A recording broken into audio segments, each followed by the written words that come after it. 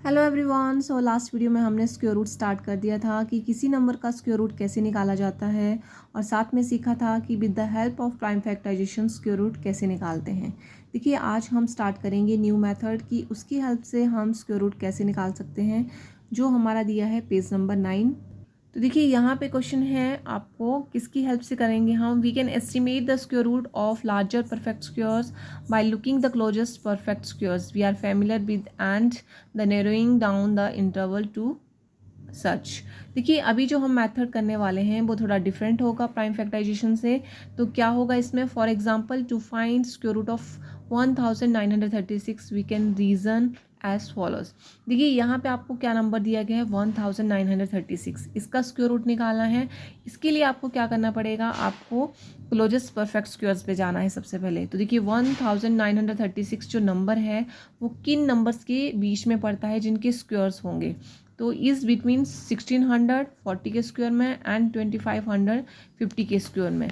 सो 40 और 50 के बीच में इनका स्क्वायर रूट जो है वो लाई करेगा। ठीक है। Next, the last digit of 1936 is 6। So the last digit of the square root must either be 4 और 6। इट कैन बी 44 और 46। आइए हम इसको सॉल्व करते हैं तो और अच्छे से समझ में आएगा। देखिए यहाँ पे आपको नंबर दिया गया है 1936। अब आपको किस मेथड से आपको इसका स्क्वायर रूट निकालना है, क्लोजेस्ट परफेक्ट स्क्वायर से। अब सबसे पहले तो आप नंबर को देखो 1936, ये नंबर क्या है 1936।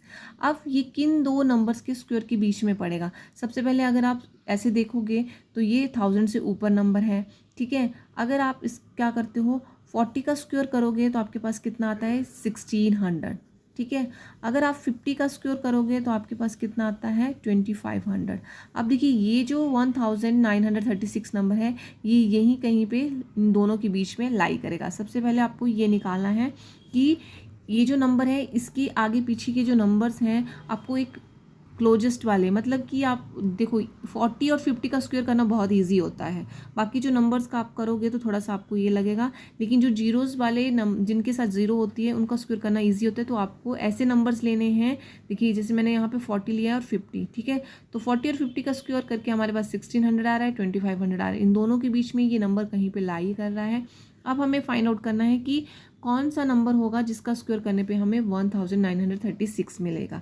अब यहाँ से देखने से तो हमें समझ में आ गया कि 40 और क्या बोलते हैं इसको 50, इन दोनों नंबर्स के बीच में ही ये नंबर कहीं पे लाई कर रहा है। ठीक है। अब यहाँ से क्या देखना है कि ये जो नंबर है आपका 1936, इसका लास्ट डिजिट क्या है 6 है, और 6 है। So the last digit of the square root must be either 4 और 6। इट कैन बी 44 भी हो सकता है और 46 भी हो सकता है। अब हमें पता है जब हमने सीखा था स्क्वायर करना, तो जब हमने 4 का स्क्वायर करते हैं तो कितना आता है 16, और अगर 6 का स्क्वायर करते हैं तब हमारे पास आता है 36। इसका मतलब क्या हुआ कि नंबर का जो लास्ट डिजिट देख के हम पता लगा सकते हैं कि इसका ये कौन से नंबर का स्क्वायर होगा। तो या तो 4 का स्क्वायर होगा या 6 का स्क्वायर होगा। तो देखिए 40 और 50 के बीच में दो ही नंबर आएंगे जो 4 वाले होंगे। तो ये एक तो 44 होगा और दूसरा 46 हो सकता है। अब हमें यहाँ से ये पता लगाना है कि 44 है या 46 है। तो देखिए अगर हम 44 का स्क्वायर करेंगे तब भी ऐसे फाइंड आउट कर सकते हैं, 46 का करेंगे तब भी तो हमें दो नंबर का करना पड़ेगा। तो उसके लिए हम क्या करेंगे, बीच का इंटरवल ले लेंगे। अब देखिए 45 इन दोनों में से होगा आंसर। अब 45 का स्क्वायर ले लेते हैं। तो देखिए 45 का स्क्वायर करना कितना ईजी होता है। 5 का स्क्वायर किया कितना आ गया 25 आ गया। 5 5 25 आपको ऐसे लिखना है। और 4 का नेक्स्ट डिजिट कौन सा होता है 5 होता है नंबर। ठीक है। तो 4 5 कितना हो गया 20। ठीक है। इस तरह से आप किसी भी नंबर का स्क्वायर इजीली निकाल सकते हैं जिनके लास्ट डिजिट 5 होते हैं। पहले लास्ट डिजिट का स्क्वायर कर लो, वो लिख दिया, और जो आपका 10th प्लेस वाला डिजिट होगा उसका जो नेक्स्ट नंबर आता है काउंटिंग में उससे उसको मल्टीप्लाई कर दो तो आपके पास उसका स्क्वायर बन जाता है। ठीक है। तो ये आ गया 2025। इसका मतलब क्या हुआ कि 45 का स्क्वायर करने पे आपके पास आ रहा है 2025। तो अगर 44 का स्क्वायर करेंगे तो वो इससे पीछे ही रहेगा। अगर 46 का करेगा तो 2000 से ऊपर चला जाएगा आपका आंसर।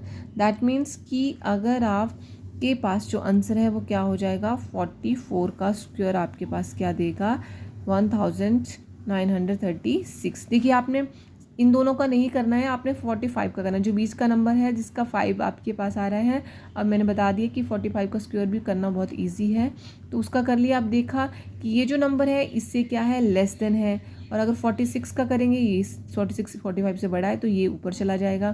तो 44 is the square root of, क्या हो गया, 1936 का स्क्वायर रूट क्या आ गया हमारे पास, 44।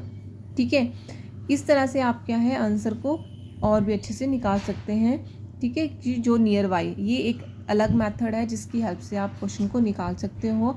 अगर आपको ये थोड़ा लेंथी लग रहा है तब आप प्राइम फैक्टराइजेशन की हेल्प से भी निकाल सकते हो। देखिए यहाँ पे हमारे पास from the observation in point B can guess and verify that square root of 936 is 44।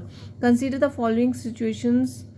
ठीक है, इस अरियम एंड विजो Joy play a game. One says a number and other replies with its square root. Arivam starts. He says 25 and Vijoy quickly responds with 5. ठीक है, अगर 81 बोला तो 9 आंसर कर दिया, मतलब दोनों गेम खेल रहे थे एक दूसरे के। अभी उनको कैसे पता चलेगा, अगर 250 बोल दिया तो क्या 250 जो है विजो is not able to answer because it's not a perfect square. अभी क्या है कि 250 दे दिया तो क्या वो एक परफेक्ट स्क्वायर है या नहीं, हमें कैसे पता चलेगा। तो उसने फिर से एस्टिमेट वाला जो मेथड था वो लगाया यहाँ पे। उसने 100 लिया, देखिए 10 का स्क्वायर लिया और 20 का लिया। ठीक है, तो कितना आ गया यहाँ पे, 100 और 400 के बीच में ये नंबर लाई कर रहा है। अब 250 आपका बीच में आ रहा है। But we are still not very close to the number who square is 250। We know that 15 square is 225 and 16 का स्क्वायर 256।